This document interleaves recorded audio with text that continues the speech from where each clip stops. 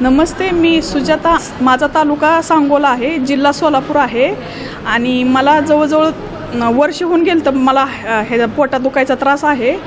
पण मला एक जणांनी सांगितले की अश्विनी हॉस्पिटल सोलापूर कुंभारीला जावा, ते हॉस्पिटल चांगलं आहे.